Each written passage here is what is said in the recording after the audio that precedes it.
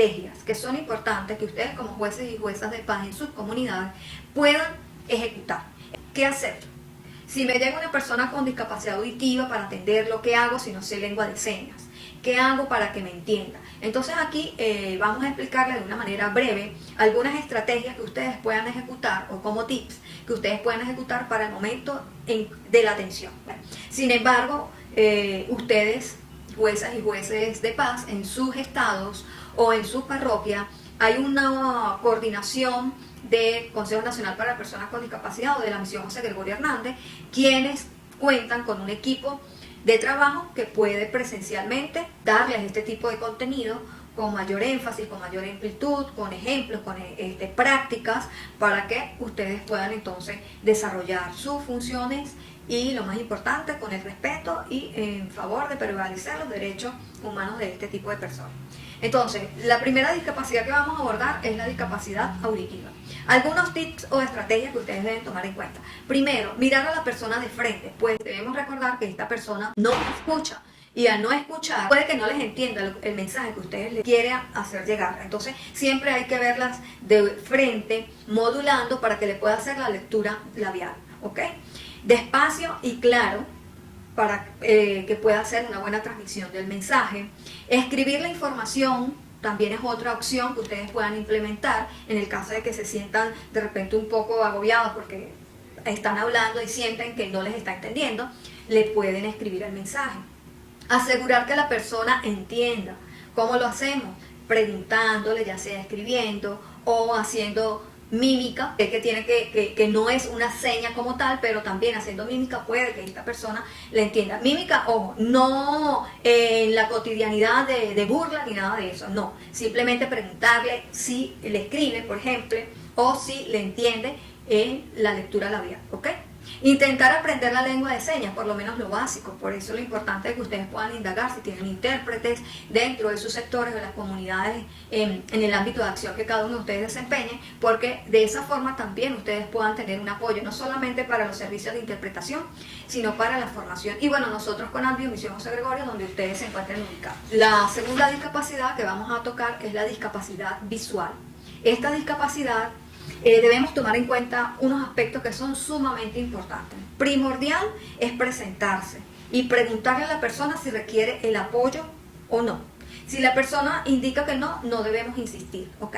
Porque recordemos también que la gran mayoría de las personas con discapacidad visual o con discapacidad, de manera general, son autónomas, tienen su propia autonomía e independencia, valga la redundancia, entonces se desenvuelve de una manera fluida y no por eso nosotros, o porque visualicemos que tiene una condición de discapacidad, vamos a estar encima de esa persona como tratando de insistir para que se deje ayudar. No, simplemente preguntar si requiere la ayuda, el apoyo o no.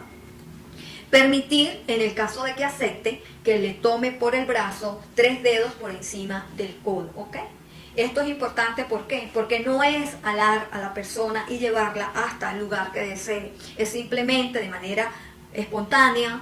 Ellos ya manejan la información, ellos ya lo conocen, pues porque viven a diario su discapacidad, simplemente se le coloca el brazo y esta persona lo toma por allá, por el codo, 3 dedos por arriba del codo, y empieza a caminar digamos, a un paso acorde o simultáneo a esa otra persona. Avisar, en este caso, si está interactuando con la persona con discapacidad visual, avisarle cuando se va a retirar, cuando ha llegado al punto donde la persona desea llegar, por ejemplo cuando se le va a brindar la ayuda. Siempre es importante tomar como estrategia para que la persona se sienta en confianza, ir describiéndole lo que está a su alrededor o ir entablando algún tipo de conversación en el trayecto donde lo quieran dirigir. Y si en el momento es una atención específica, siempre es bueno, en este caso, señalarle a la derecha, a la izquierda, arriba, abajo, ¿sí? No mira allá, porque el mira allá, obviamente la persona no va a ver, ¿sí?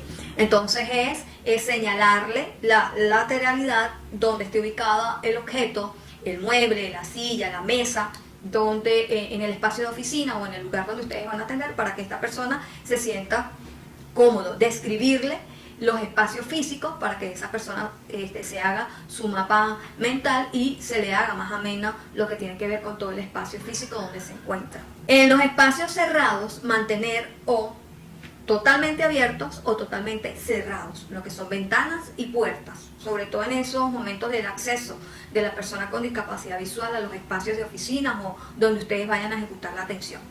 Explicarle dónde se encuentra ubicada la oficina o el espacio del módulo de acuerdo a donde ustedes estén laborando. Integrarlo a esas actividades, si la persona, ubicarlo primeramente dentro de su comunidad, para que sepan dónde reside, y posteriormente poder ubicarlo e integrarlo. Integrarlo en las actividades que como jueces y juezas de paz ustedes realicen dentro de lo que es su ámbito de acción. La tercera discapacidad que vamos a tocar es la discapacidad motora, ¿ok? En este tipo de discapacidad, generalmente no solamente podemos visualizar esos usuarios o usuarias de sillas de ruedas, sino aquella persona que hace uso de una muleta, de una andadera, de un bastón.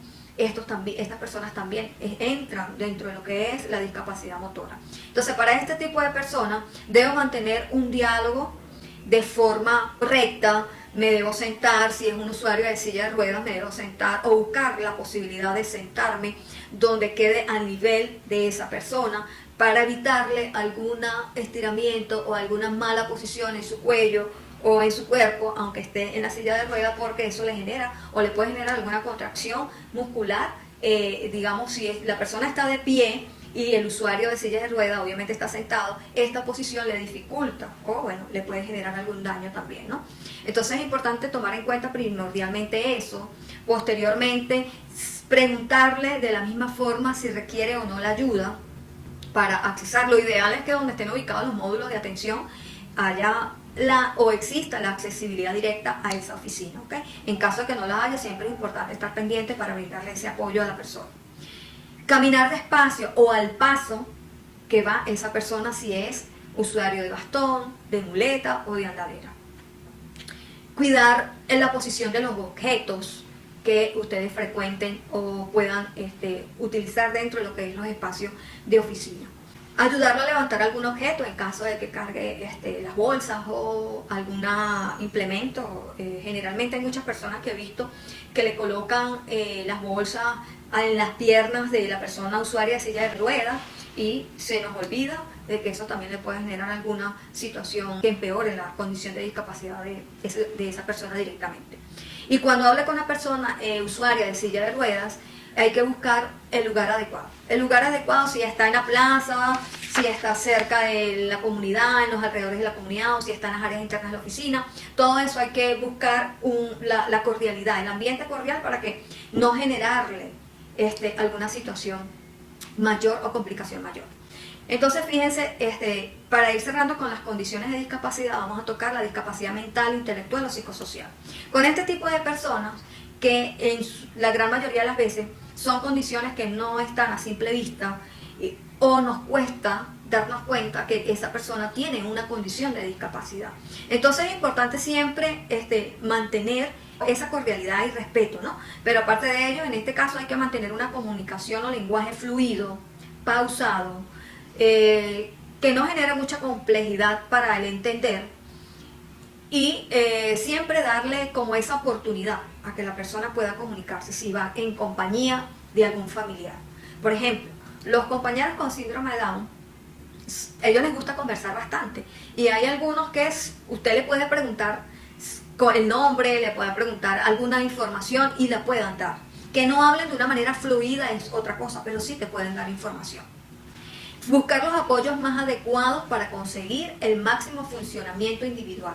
Por ejemplo, si va con su mamá, su papá o con algún familiar, se le puede ir preguntando a la persona con la condición, pero también su representante pueda ir integrándolo en esa conversación. Explicar con anticipación las actividades a las que la persona vaya a realizar o lo que realiza esa persona. Conceder importancia a sus necesidades, dar instrucciones cortas, claras y precisas, como ya decía, para el buen entendimiento y fluidez en la comunicación. Recordar que la persona con discapacidad cognitiva tiene dos edades, la edad cronológica y la edad psicológica, que pueda, como yo siempre digo, de tamaño, pues podemos ver que es una persona alta, robusta, pero que pueda tener unos 24, 25, 30 años o hasta más en edad cronológica, pero en edad psicológica puede que tenga 9 u 8 años. Entonces sí es importante tener esto bien claro, bien presente en el momento de que vayamos a tener alguna persona con discapacidad mental o intelectual. Existe actualmente la ley del trastorno del espectro autista, como les mencioné en algún momento, pero además de eso, a este tipo de personas nosotros debemos darle la oportunidad. Hay algunas personas con autismo que son nivel 1, Asperger, lo que anteriormente conocíamos así, todavía se conoce aquí en nuestro país de esa forma, que posiblemente ustedes dirán, al conversar con esas personas que no tienen ningún tipo de discapacidad, posiblemente en su pensamiento puede que sea así, pero la realidad es que esa condición les presenta algunas otras situaciones que tienen que ver con la socialización, que tienen que ver con esa interacción, que tienen que ver con el aislamiento y que tienen que ver con la cotidianidad en las actividades de su vida diaria. No porque veamos a la persona totalmente completa o imaginemos que porque no tiene ningún tipo de condición a simple vista, no tiene nada. Lo he escuchado muchísimas veces, es que no tiene nada. No es eso, la intención no es decir que no tiene nada, la intención es permitirse la atención apropiada y adecuada, porque si esa persona está allí, su familiar indica que tiene alguna situación o condición, es porque así es. Entonces es permitirnos ofrecerle de una manera más apropiada, con empatía, la posición o colocarnos en la posición de esas otras personas y de sus familiares también. La discapacidad múltiple, este tipo de condición, son dos condiciones de discapacidad asociadas, que puede ser una discapacidad mental con una condición visual. Me permito aclarar acá que anteriormente había una confusión donde se hacía mención a que si la persona tenía una condición visual y auditiva, era múltiple. No, las personas que tienen una condición visual y auditiva son personas con sordoceguera. Es una condición de discapacidad única. ¿Sí? No es una condición múltiple. Múltiple podemos indicar si es una persona que tiene una parálisis cerebral, que tiene aunado a ello una condición visual, entre otras. ¿Sí? ¿Cómo dirigirnos a esta persona? En la gran mayoría de las veces requieren de apoyos. ¿Sí? Son totalmente dependientes en algunas situaciones, pues porque si tiene una parálisis cerebral infantil, lógicamente requiere de unos cuidados o depende a un 90% de otra persona.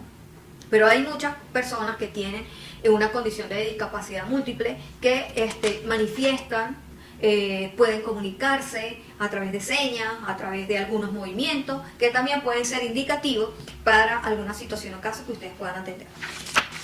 Finalmente, les puedo decir que hay distintos procesos de inclusión. Dentro de esos procesos de inclusión deben tomar en cuenta, lo primero, la comunicación. Es el primer aspecto, la accesibilidad comunicacional entre cada uno de ustedes y esas personas con discapacidad. Como primer punto, los ajustes y adaptaciones razonables que dentro de sus espacios físicos de los módulos puedan realizar para brindar un buen servicio y una buena atención a este tipo de personas. Posteriormente, la adecuación de esos espacios y de los procesos de atención. Deben adecuar los procesos de atención que ustedes realizan en su día a día o que van a realizar en su día a día para poder tener una comunicación totalmente ajustada y adaptada a la necesidad de esa persona de acuerdo a su condición, tomando en cuenta el trato diferenciado y el buen trato para la persona con discapacidad. La asesoría directa. Siempre es importante tratar de no utilizar intermediarios cuando la persona con discapacidad es totalmente independiente. En cuanto a las entidades de trabajo cercanas a sus espacios, porque seguramente van a recibir algún tipo de denuncia, queja o reclamo relacionado con la parte laboral, siempre es importante primero indagar, conocer ambas situaciones presentadas y instruirse muchísimo en los documentos, en los reglamentos, en todo lo que tiene que ver con la normativa legal vigente relacionada con la discapacidad. Entonces, encantada de poder compartir con ustedes. Este tema es muy amplio. Seguramente que en otras oportunidades vamos a estar conversando sobre otras temáticas relacionadas a la discapacidad. Hoy solo hemos hablado de la nueva cultura de la discapacidad que abarca todo lo referente al trato diferenciado y al buen trato. Entonces, por acá, muy humildemente, les habló Aurelix Salcedo, Consejo Nacional para Personas con Discapacidad, desde la Gerencia de Gestión Social, que estamos totalmente a la orden y dispuestos para todo el proceso de formación. Muchas gracias.